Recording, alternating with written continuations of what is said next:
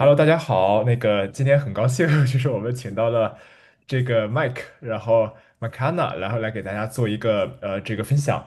然后我们还有一些小伙伴可能会陆续加入，然后我觉得咱们可以在比如说是在5分钟后这个开始。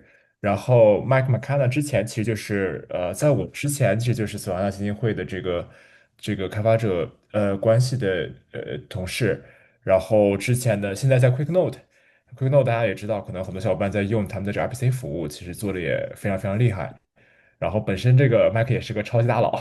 对，今天这个如果大家如果记得有印象，就看过最早期的这个索兰纳 Bootcamp 的话，这个 Mike 老师其实是他们第一期的 Bootcamp 的第一位讲师，就2024年就是最火的那一期的这个 Bootcamp。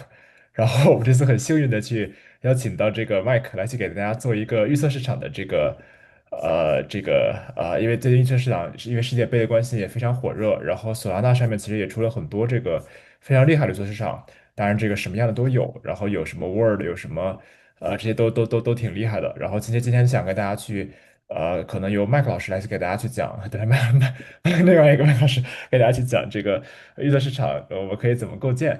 然后可以带大家进入，大家有什么交流的问题的话，也欢迎跟麦克老师去讨论。然后一会儿的话，我可能就要就是切成这个英文问了。那大家一会儿问问题的话，是在这个也随时可以开麦问，或者说是在这个聊天和这个里面用中文或英文都可以。然后之前因为咱们第二期的这个 bookcamp 就是拉的比较长，因为这个其实就想这个视频的话，就放上去，大家都可以去看。然后呃我们的这个嘉宾就是邀请的话，其实就是一期可以变成一个长期的可以要跟大家去交流的一个活动。然后可能之后也会请一些 founder 朋友们来进行。比如对大家去，不管大家是做这个之前的话，可能是 trading 为主，就是如果是做这个 trader 小伙伴，可能有些 trading 的项目，来去做分享。然后那现在的话，也会有一些这个就是做项目的小伙伴，就是他们如果感兴趣的话，也会有一些 best practice 来宣讲。然后之后的话，可能也会有一些 founder 朋友们来去，如果大家有感兴趣做项目的话，也会有一些希望也能给大家带来一些启发。呃OK，Thank you。啊、对，然后这个刚才那个麦克老师的话说这个，因为我们现在都在纽约这边，就是有一个索拉纳生态的一个挺大的一个叫 Z Forum，就是特别厉害的这些生态的应用开发者，就是其实跟咱们做过宣讲的那些讲师们，然后也都会去，然后还有一些这个核心就是核心这个 SDK 的开发者。然后也都会去，然后就是我们也会在这个下次月会的时候给大家去介绍，就是有什么在纽约这边发生了什么新的进展。最近比较大的一件事情就是OpenGlow 逐渐开始升级，然后大家会发现这个Validator 这边不需要 voting 费了。然后这个 OK，我的废话就这么多，然后我看大家小伙伴也不断进来了，我就用英文来切换给大家去介绍了。All right. Thank you guys for joining our workshop. It's such an honor and such like pleasure to invite Mike McKenna to be the instructor of today's workshop. So maybe I can give a quick intro about Solar and what this a little bit background about this Solar bootcamp developer bootcamp. So Solar is a decentralized. So we try to make a decentralized community that owned by anyone and owned by everyone and like for everyone. That it's a like greater like it's a Chinese speaking community to support both developers and builders and traders and no matter what you are to be part of the community to succeed in some way, no matter what you want to be. And this bootcamp, like the goal is actually this is the second phase of this developer bootcamp. And initially, it's actually a Chinese version bootcamp. So in the first phase, we invite a bunch of very interesting and very cool instructors to introduce the basics of Solana tech. And the second phase is more focused on like application and traders because we got lots of good feedback from phase one that builders they wanted to like they have three career goals. So one is they want to build a project definitely as a builder, or second is that they want to be a trader. and third is that they want to find a job. So according to their needs, we designed this bootcamp, and very luckily we can able to like it's got very good feedback from the ecosystem. We keep getting like good feedback, and we are such an honor to invite ecosystem builders to come to our like workshop to give introduction and like workshop to our audience. And today is so happy to have Mike. Mike is a very senior old friend actually, and he was also like a Solana Foundation as a developer relations engineer. If you guys remember, actually in the early like 2024, early 2024, the first bootcamp, actually the first instructor who introduced, who actually curated me is Mike. So it's such an honor like to have my mentor actually here. Yeah, so like maybe Mike, can you please like do a intro first, and then like we can just move on to the official part. I see there are more participants coming. Also, like in addition to the Zoom, because like in China, like many users like they don't use Zoom directly, like they because they need a VPN, but we will have a WeChat live stream to have people or Bilibili live stream to have people like to visit. Awesome. Thank you, Mike. I didn't realize that that you had watched that boot camp. So yeah, I think of Solana really as an extension of finance. So I got into finance very young, maybe 20 something years ago. I was telling my dad to invest in IPOs, etc. I worked at a hedge fund, a very old hedge fund in Britain. They actually used to make rum for the British Navy 300 years ago, and they started selling sugarcane futures as a financial product 300 years ago because if there was a storm and all the sugarcane wasn't able to be harvested, they would still have some money because people brought it in advance. So, yeah, I went from a hedge fund to an investment bank, built an equities trading platform, and kind of avoided this world of blockchain for a very long time. Um, I kind of didn't like a lot of the hype. Weirdly enough, I'd done a lot of cryptography, I'd done a lot of finance, but eventually I had somebody who I knew from the Node.js community who got really into Solana. Specifically, he was using it to trade, but it was also I think I'd used Ethereum like I don't know, like back when it was created, and I didn't know if anything was happening. Like I couldn't. I'd made my transaction and I just waited forever. I found out in kind of November 2021 that there was like a fast, cheap blockchain. I could do things and it responded instantly. And maybe 6 months later, it was my full-time career. Me and a friend made a startup that had a Solana wallet. Um, we kind of didn't time it very well because FTX ended up happening about 6 months in, and so we were waiting on a check from an investor that they promised us, but the check just never came. But I ended up working in Solana Foundation. Did it was the ran education for them, so basically creating content that would be trained by that I would train myself, testing it with people in the room, but then would give it to people everywhere from Ukraine to France to Singapore to teach in different parts of the world. My focus on Solana, and you'll see this in this presentation today, is very financially oriented. It's about what people's incentives are, how they're making money, why they're participating in these markets. It's still going to be very technical. And I think with that in mind, should we just start, Mike? Yes, that'd be awesome. Thank you for my Excellent. introduction, Mike. Cool. I'll make sure this is, I'll share my entire desktop and then play slideshow, and then we should be able to full screen that. Can you all see that? Yes. Excellent. All right.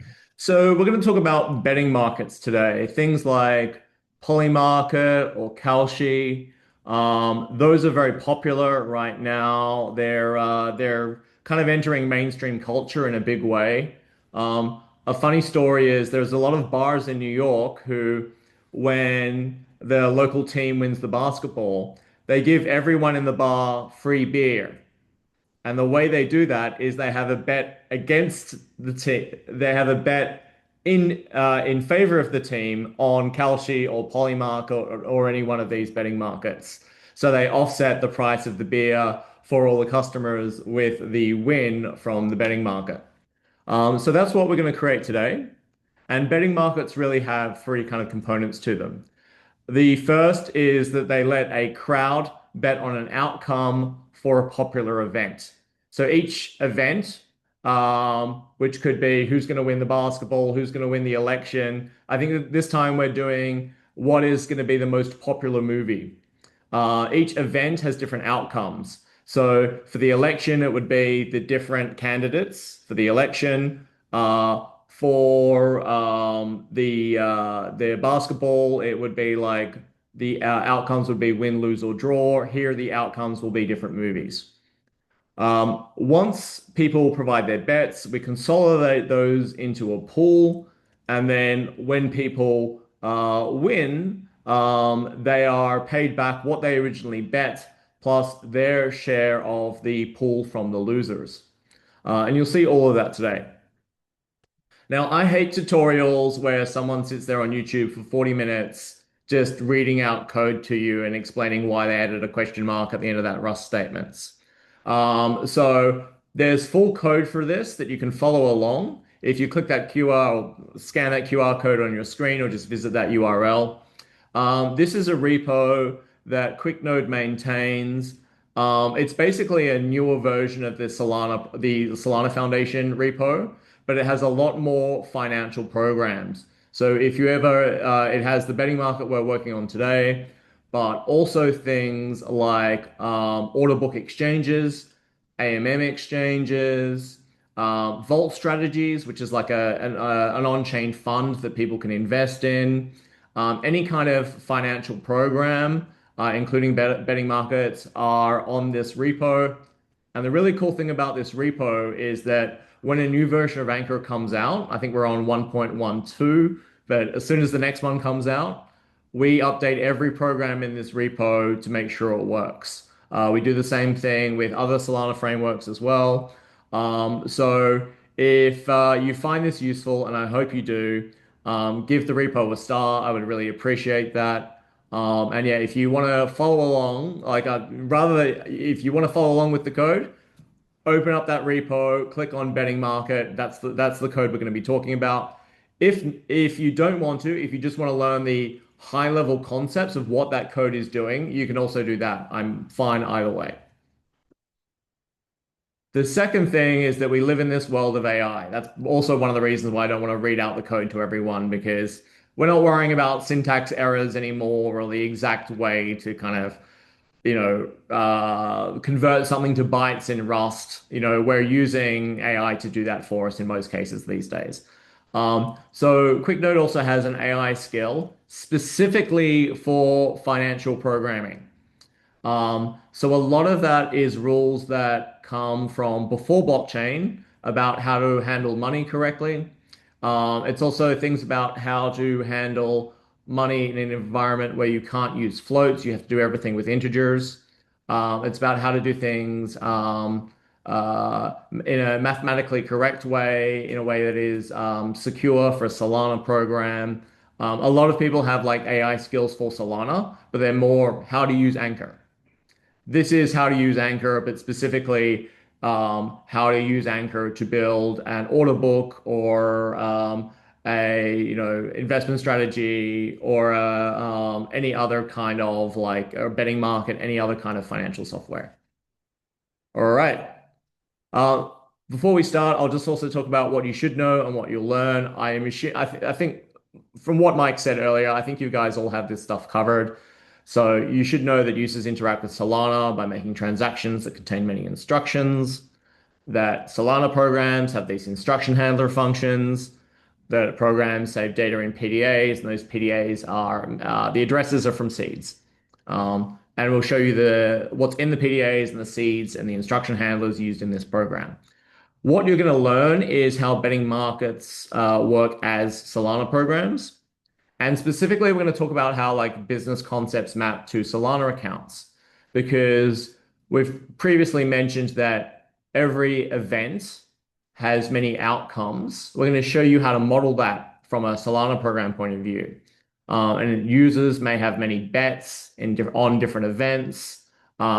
Events need to store funds for all those bets, and we're going to show you how to do that today. So this is our Solana curve. And this is Maria. She has a regular Solana account. She's got zero point 0.1 Sol, and she has a USDC associated token account or just token account with $1,000. And Maria wants to make money. So Maria is going to go and create a betting market. And so here is the betting market. It's deployed to an address at a public key, and it has a bunch of functions inside, which we'll call instruction handlers. And Maria is going to make money by getting a percentage of the fees from the losers on the betting market. So the first thing she's going to do is run an instruction handler called initialize config. So she'll send a Solana transaction off to our program to run initialize config, and she'll specify some options. Initialize config is going to create a Solana PDA that's off the curve. And so that you'll see the point is off the curve. It's going to specify that Maria is the admin of the market. She's the one that the fees are going to be paid out to. The fees will be paid in USDC.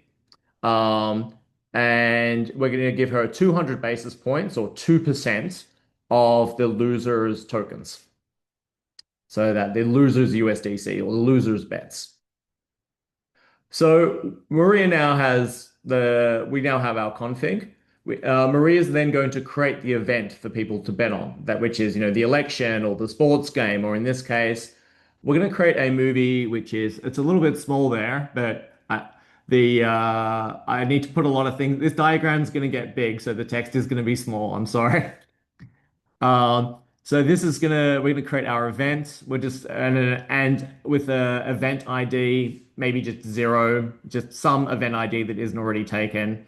So that's going to be the seeds for this PDA, and inside that we'll have a description, which is the top grossing film or the biggest selling movie of July 2026. The amount of outcomes, I think it should be zero there. It says two. It's going to be two in future. Um, the things like the distributable losing pool, the fee, which is just copied from the default.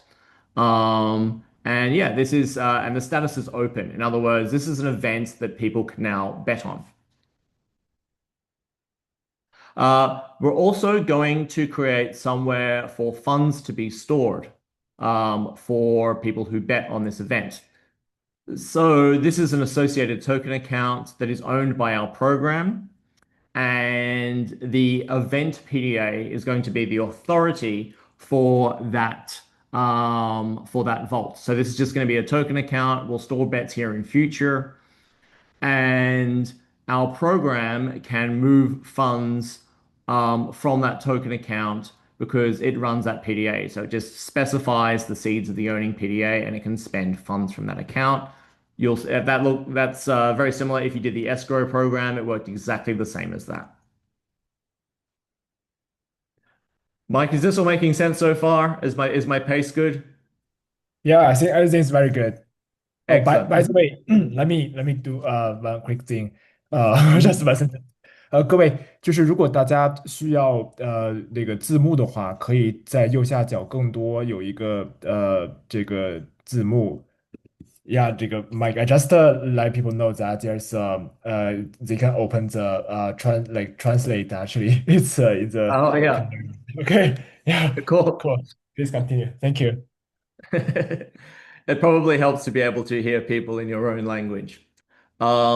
So now that we have an event, we need to have an outcome for that event. That the outcomes for an event on a betting market are if it's an election, the candidates, if it's the sports game, win, lose, draw. In this case, our outcome will be a movie. So if you think that Toy Story Maria is going to give people the option of either Toy Story 5 and The Backrooms as two different movies. So each of those has an index associated with them. They have seeds of the outcome, the event ID, and just a counter. They're going to store the total amount that has been bet on the film and the count of bets that will go on. Um, so this is Alice. So Maria's done her work now. Our event is ready to be bet on, and this is Alice. Alice also wants money. She has zero point 0.1 Sol and also 1,000 USDC in her account. And Alice is going to make money or wants to make money by betting $300 on Toy Story 5 being the number one movie for this month. So Alice is going to run place bet. The font's very small, but you can see that on the betting market. That's a instruction handler in our Solana program. So Alice will send a transaction that has an instruction that calls place bet. And place bet is going to create two accounts for Alice. They're both going to be owned by our program, but I'll show them near Alice just to make it a little bit more visual. The first is a user account, just with Alice's own account address as the seeds. And inside that, we're going to just store a list or in Rust, a vector of Alice's bet. And that's literally the address of the next account, the one at the bottom there, which is Alice's bet. We've made a Solana PDA for that. With the outcome, she's bet on Toy Story, so that's outcome 0, and Alice's address, which is whatever Alice's public key is. Inside that, we store that Alice has bet on this event, the amount of money, and whether she has claimed her winnings if she won. We'll also move $300 from Alice's account to the USDC vault. Our program is allowed to do this because Alice signed the transaction that included the instruction that called place bet. So because of that, Alice has given our program the ability to withdraw from her account into this vault for the duration of the amount specified in the transaction for the duration of that transaction. So Alice now has a balance of $700 and we've collected $300 in our vault, or 300 USDC. Doesn't have to be USDC. Again, this could be any token, but yeah. This is Bob. And guess what? Bob also wants money. He has $1,000 as well, but he agrees with Alice that Toy Story 5 is probably going to be the biggest movie this month. So Bob runs place bet, specifies different arguments, specifies 100 USDC, will specify the address of his USDC account, and as long as the transaction, including that instruction, goes through, for example, as long as Bob has, the 100 USDC that is necessary to make this bet, then we'll create a user account for Bob that's going to store a list or vector of his bets.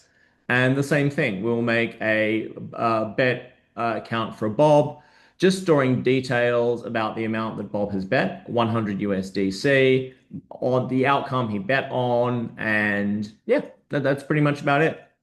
Um, Bob, we all just like with Alice, we move the funds from Bob's USDC ATA into our Solana vault. Um, and our vault now has the sum of Alice's and Bob's bets. If you're following along with the code, all these handlers are in like finance, betting market, and it'll be like source handlers, or source instructions or source handlers, one of those. All the different. So this is what you'll see if you open up the code, for example, for place bet in source instructions. I think it'll be placebet.rs. Again, I hate reading out code to people. I'm not good at live typing. And also, I think you guys are probably at a stage where you know what Solana code looks like. It's going to be sitting there and like filling out structs a bunch of times for each of these and doing token transfers to move things into the vault. So I hope you appreciate the speed and don't mind if I don't sit there reading out code to you. I think it's probably more important that you understand this from a higher level point of view, and then you can look at each of those instruction handlers and see the code for yourself doing what we're talking about here. So we now Thank you. have, Okay, thank you. Yeah, it's like I saw there's a question in the chat Mhm. about event oracle. Sounds like he's asking what's the event outcome oracle. Yeah, so in this case, it's a little bit simplified. So it's a good question. Um, uh, in this case, it's a little bit simplified in terms of Alice is the one who settles the event. She's going to manually specify that, sorry, Maria is the one who's going to settle the event. So Alice and Bob and everyone else need to trust Maria that she has settling the event with the correct outcome. Um, the better kind of less a better way to handle that involves more verification and less trust would be to have Peth or Switchboard most likely um, provide a Solana account that has a fee a fee of this result. So an Oracle is going to sit there. Generally, the big thing with like places like Pith and Switchboard and these other kind of big commercial oracles is not so much the technology, it's more the actual trust levels involved. So people know that Pith is a large company. It uses, if there's a price and that comes from three different sources, they will use a majority of those sources to like determine the price. And if all three are different from each other, they have some way of like handling that discrepancy. And if they're not confident in the result, they'll say that they have a confidence interval that comes out. Just to avoid focusing on oracles for now, we're just going to have Maria manually determine what the event outcome will be later on when she runs the settle event instruction handler. Does that make sense? Yeah, I think so. Oh Cool, no, cool. it's more of a third-party connected problem. Yes. No, it's actually Yeah, super. so yeah, like a switchboard or a switchboard or a Pith or another big oracle would effectively be consolidating data from third parties, um, having some policy to recognize if they're different from each other, and being able to yeah, yeah, exactly that. It's a third party who's providing that information. Um, so yeah, we could probably do like a separate 1 hour just on oracles because they are pretty interesting. So it's basically this is really kind of a cut down example where you have to trust that the market or the person running the market is going to set the outcome correctly. Cool. So we now have two bets on both on Toy Story, 400 US dollars sitting in the vault.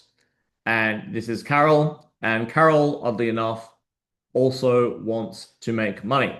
Yep. Do some window management here. There we go. Cool. So Carol disagrees with Alice and Bob, and she thinks The Backrooms is going to be the biggest film of July 2026. So same thing here. Carol bets $200, 200 USDC on Backrooms. We now have $600 in the vault. Carol has a user account with a vector of her bets, which is just a list of Solana addresses containing her bet accounts. She has one bet account, which stores her bet on Backrooms with her $200. Um, the event is finished. So say it's the end of July, it's the start of August. Um, when the event happens, when the basketball game is over, when the election is counted, in this case, when the month is over and we know what the most popular film is, we have an instruction handler called settle event. First thing it's going to do is move 2% of the losing fees to Maria. So in this case, we know that Alice and Bob, oh yeah, Toy Story 5 was the most popular movie. That's probably very relevant, I should say. Toy Story 5 was the most popular, was the winning outcome. That's what Maria ran settle events specifying that Toy Story was the most popular film. So Alice and Bob have won and Carol has lost. Carol bet $200 and she was the only person who bet on Backrooms. 2% of $200 is $400, which is why 2% of the losing fees are going to Maria, and that is $4. So Maria has just made $4 um, from running this event. Each of the winners run claim winnings. This is the way that most like betting markets do it. You kind of log in and you have some kind of UI that makes a transaction that calls claim winnings. You could also send funds straight to people's accounts. I'll talk about that later. Um, and in this case, so Alice runs claim winnings. Um, she originally bet, what was it, $300 on Toy Story, and her payout will be her original $300 uh, plus her share of the distributable pool. You'll notice the math is a little bit weird. It's better in finance to always multiply before you divide, because you get less rounding errors. By keeping the numbers larger, you're less likely to end up with kind of small like remainders being thrown away. You'll see that in the Solana finance skill if you use it. So I would actually calculate this like slightly different with the division and the multiplication, but it's always better in finance to do the multiplication first. That is, in this case, Alice had, well, we'll calculate it here, $300, her original bet, plus uh, 196 is the distributable losing pool. And then you divide that by Alice's chunk of the losing pool, and you end up with $447. So out of that vault, she'll get $447 back. You can go to the program if you want to see the math. It's probably a little bit more interesting there. And she'll make a profit of $147 from that. And it's basically the same for Bob. I have bothered making slides for Bob just because I ran out of time, but it's the exact same thing. Bob's stake will be a little bit smaller. It'll be his original, what was it, $100 bet, um, uh, plus $100, uh, I'll send it in the chat. I've got it in a little file here. But in fact, I can go and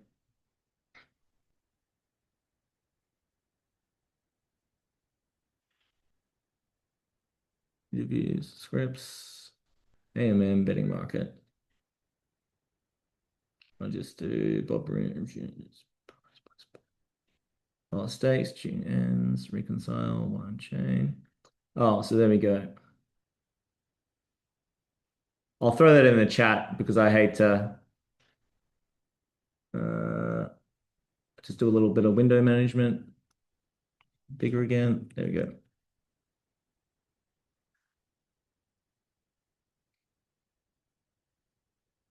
So yeah, Bob's $100 bet plus $100 times 196 divided by 400 equals $149, which will actually be everything that's in the remaining pool will go to Bob. Um, and view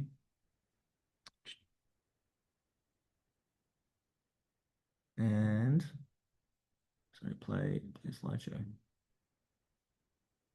Just one sec. There we go. Cool.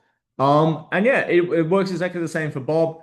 Carol will get nothing because she lost her bet as well as any other losing bets are distributed amongst the winners. And yeah, Maria got money for running the event. Alice got money from winning. Um, Bob got money from betting on the right outcome as well, and Carol lost money that was distributed amongst the other three players in this betting market.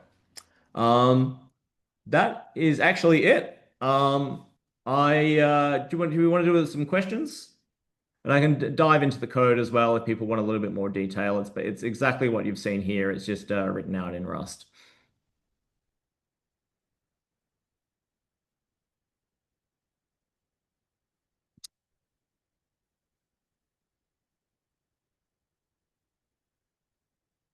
Sure, Ranko, what's up?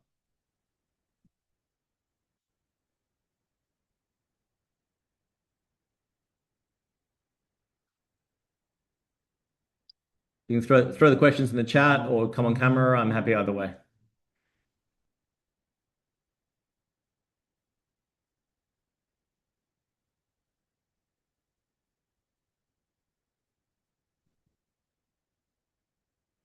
Yeah.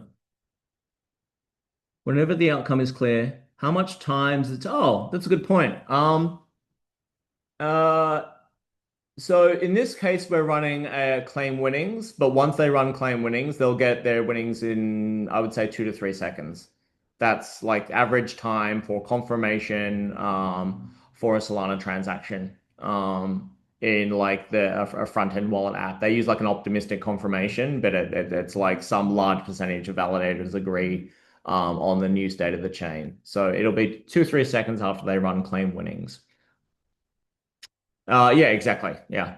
It's like so 400 milliseconds is a block is 400 milliseconds. There's a little bit of lag as like blocks get there's a new block every 400 milliseconds, but those blocks need to be distributed to different validators. So end to end, I would say 2 to 3 seconds. That's obviously going to go down a lot more with Alpenglow. Finalization times are going to come down much shorter, but right now it'll be 2 or 3 seconds.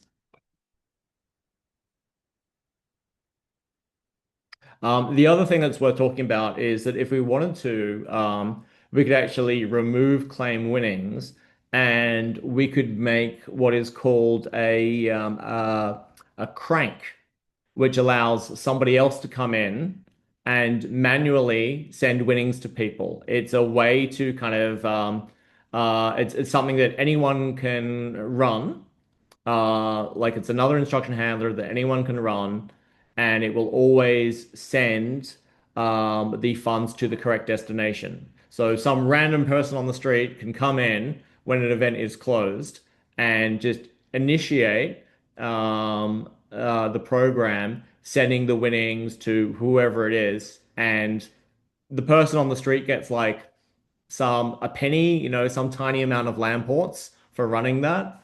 There's a program called Tuk Tuk. If people have been to Thailand, those little those little carts that can assist with that, and it creates like scheduled tasks on Solana. And all those tasks do is they run instruction handlers in Solana programs. Um, but it's a nice way for people to create tasks that need to be run at particular times, and other people to run those tasks for a very small fee. In this case, the task is just simply moving the funds into the winner's accounts.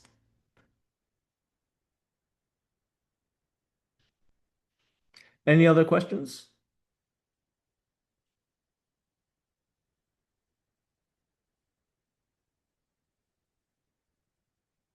Cool. All right, I'll show a couple of other little bits and pieces. Just one sec. I'll go play.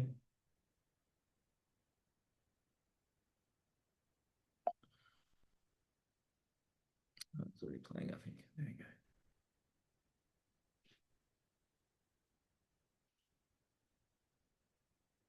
Cool. So I just wanted to do a little quick blurb about QuickNote. I hope you found this interesting. So we are the fastest Solana gRPC provider. There's another QR code on your screen that'll go to a live benchmark. We have accounts at every other RPC provider in Solana. We're also the fastest gRPC provider in most cases. We do everything else, pricing APIs, swaps, KYC. Your QuickNote account can do swaps through like Titan or Jupiter, get live price feeds, anything else you want to use to build. If you want to do KYC to make sure that your, customers are, you're not violating any laws around sanctions, etc. We have all that. Anything else you would want to use to build a blockchain program. In the United States, we're used by like some of the biggest banks in the country, some of the biggest European banks as well. I don't know about any Asian banks, but I can try and find that out.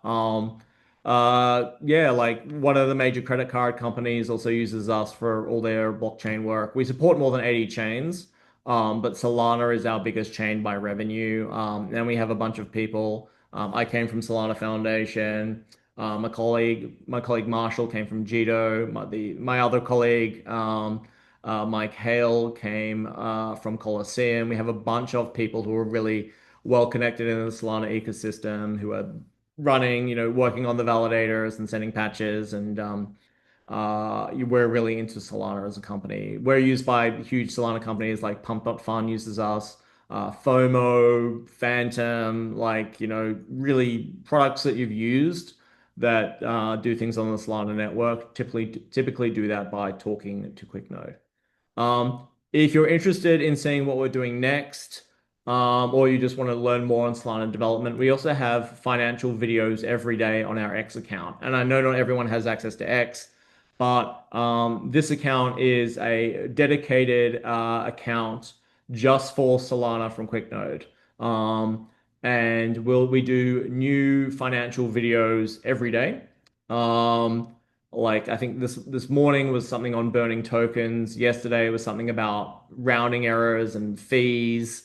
We're really interested in showing you how to build like, kind of not rather than another token launchpad. We're really interested in like people who want to build exchanges, who want to build like financial products, borrow lend markets, really anything to do with moving money on Solana. I also mentioned let me sorry, Zoom really slows down my machine. I don't know why. Um, just one sec. I'll just throw this up again as well. If you didn't get it before, you probably also want to check out this repo because um, there we go. Is it open? Good. All right. S-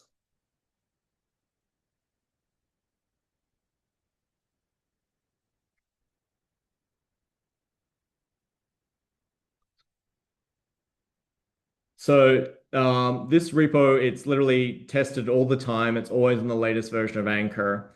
I originally created it because sometimes the foundation one was often broken or not ready for a new Anchor release. And originally I was sending patches to that, but I wanted something that was a little bit more up to date. And for every type of software, escrow, lending, order book exchanges, AMMs, prop AMMs, vault strategies, betting markets, perpetual futures, fundraisers, any kind of Solana program where there's examples of that in Anchor on that repository. I think it's the best place on the internet for, I think Mike Ma mentioned before that you guys were really focusing on like the finance and trading side of things. I think this is the best place on the internet to learn those things. There's literally any type of financial product on Solana. It'll unit tests. It'll have mathematical proofs or formal proofs. And very soon we want to have a video for all of these as well, which is what I'm working on with the presentation you saw here. So I hope you find that useful. I'll stop screen sharing for a second. And yeah, if I'll just read this comment from Manko. Thanks for the clear explanation and answering questions. Yeah, awesome. If anyone wants to get in contact, just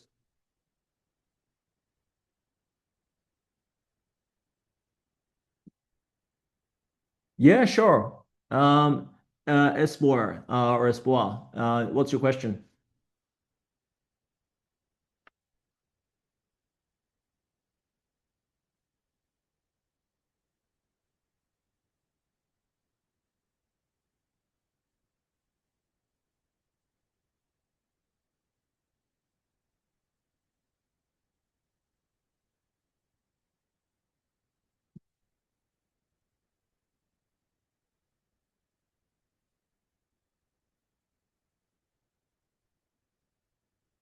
Yeah, exactly, Mobius. It is standard practice for standard programs for any DeFi utilities. Um, it's funny. I think sometimes the word DeFi is really like maybe a little bit overused. People everyone just thinks it's all like token launch pads, and I'm kind of trying to make the point that like Solana financial programs are actually more similar to non-Solana financial programs. They've got the way that you handle math or the way you calculate the value of shares for a liquidity provider, and the way you handle rounding. A lot of it is like things that come from general financial software.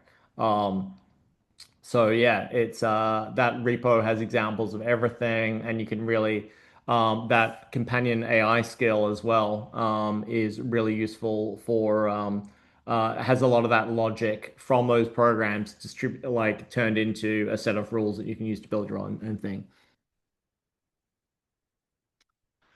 Um, hmm.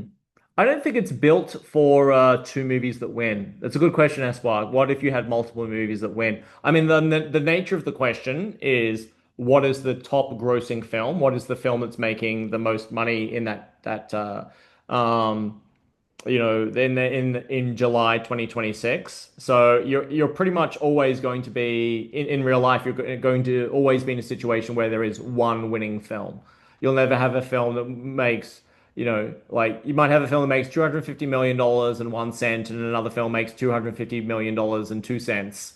The one that made $250 million and 2 cents is the winner, and the next one is the next one didn't win. So the program's written so there's a single winning outcome. If you look on that struct for the event, there's like just a single index for a winning outcome.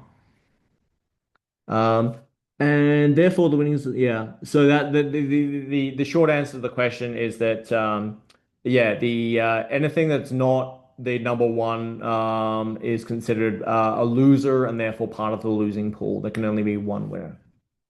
This is actually important, like to think about these things though, because if you're betting on a basketball game, what like it could be like you know the Mets versus the Rockets. I don't know anything about basketball. I don't even know if those are teams. But what if there's a draw? So it's a good question because maybe not with like movies, but with other things, it's not team A wins versus team B wins. It's team A wins, team B wins, and there's a draw.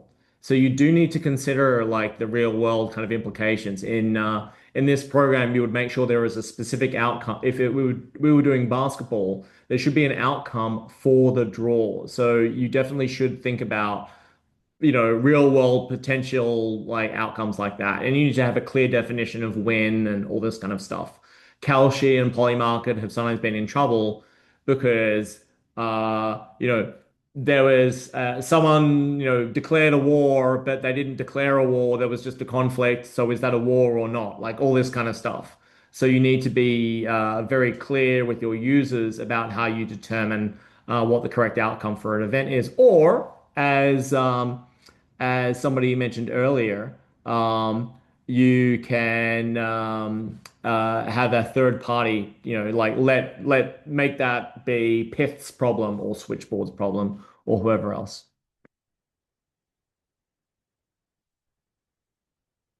Yeah, exactly.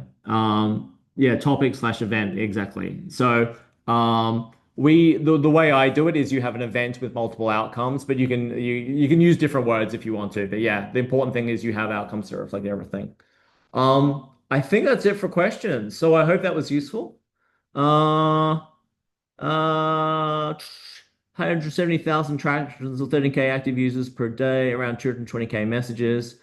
Sweet. Yeah, of course. DM me on X. We can talk about all that. Like, QuickNode loves to talk to people who are doing big things on Solana. So yeah, I can definitely help you out with that. Yeah. I read DM, so it's all good. Awesome. I hope you enjoyed that. If you have any feedback, just yeah, QuickNode Solana on X or just in my own account, which is just my name. I'm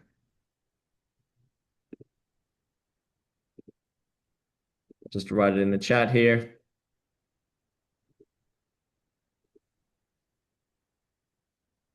Great, thank you so much, Mike. Such an honor to to invite you here, give a wonderful presentation. Thank you. Uh, Such a legend. And also like thank you everyone for joining us and giving feedback and asking questions in our workshop. And it'll be great, Mike, if you can share your slide. And I think probably there'll be like people are asking about it after this. And also this will be this like workshop will also be recorded and by Mike's permission, if it's possible, like we can post it to our different platform actually in the Yeah, communities. I'd love to. Let me do YouTube, but like if you've got internal, because I'm gonna fix a couple of the slides and do some tweaking, and I'll have a version on YouTube. But you can absolutely, I give you permission to record this and post this. You know, I there's a billion apps in Chinese speaking countries that I have no idea about, and I'm sure there's a bunch of them that do videos. So yeah, like that'd be really good. Thank you so much, Mike. Yeah, definitely. I also share the link to you. And also, so Mhm. like I think for now it's like people use like Bilibili and also a bunch of community platform for that, like Open Build, like HackQuest, and we call it Denglian actually. That's for but thank you so much. Yeah, I think that's Cool. all for the workshop. And once again, thank you, Mike. If you are interested in like learn more about this repo, I heard like I saw like someone send the link of this repo. I'm also learning to dig into that. It's an Anchor program of betting market. And also like we will share the slide and videos after that. All right. Looking forward to meet you like Mike in the Cool, cool. offsite. See you soon. Yeah, great. Goodbye, Thanks, guys. guys.